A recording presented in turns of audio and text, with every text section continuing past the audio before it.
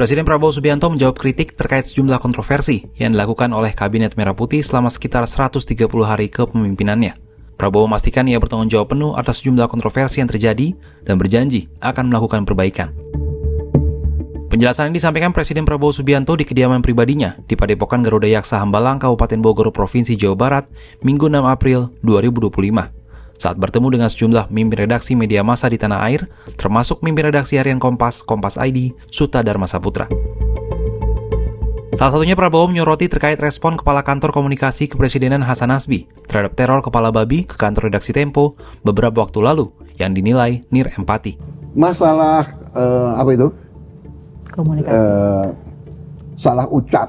Ya, tim saya kan orang-orang baru dalam pemerintahan. Banyak orang baru di pemerintahan. Sebagian menteri-menteri yang senior ada yang dari kabinet lama, ya. Tapi banyak yang baru, ya. Jadi mungkin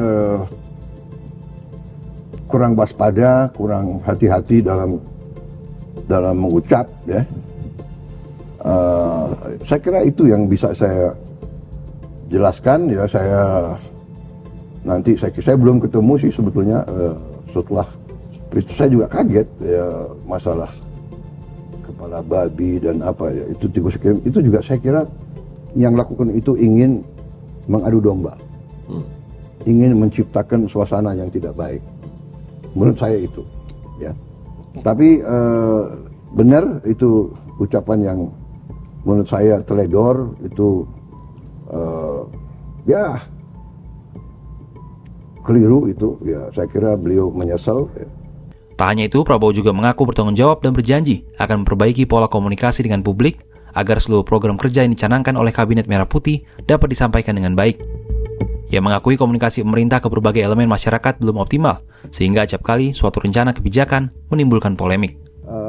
Benar sekali, saya akui bahwa 150 hari saya sendiri menurut pendapat saya yang bertanggung jawab, saya yang salah sebetulnya. Kenapa? Karena begitu kita dapat mandat, fokus saya, antusiasme saya, semangat saya adalah bagaimana bisa dengan waktu yang sesingkat-singkatnya deliver. Orang lapar nggak bisa nunggu. Anak-anak yang lapar nggak bisa nunggu. Jadi fokus kita kerja. Mungkin ada yang ngejek ya, tapi saya paham etos. Saya bukan selalu membela Pak Jokowi. Banyak orang yang jelek-jelekin, saya nggak tahu ya. Pasti ada orang baik, ada orang yang tidak baik, ada kekurangan. Tapi etos waktu itu ya, kita ingin kerja, kita ingin buktikan, kita ingin selesaikan. Ada El Nino, ada La Nina, kekeringan, waspada. Nanti gimana? Air, cari air, bikin tim, cari ahli. That was our focus on the first days.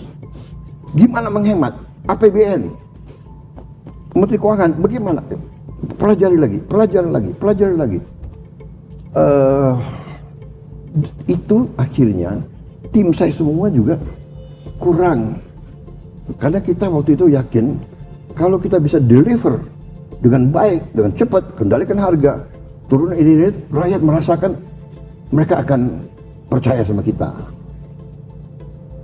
Nah, ternyata itu, makanya saya anggap ini mungkin salah saya tidak terlalu, ya, kalau Anda perhatikan kemana-mana saya pergi, saya nggak ada wartawan yang embed sama saya dan sebagainya.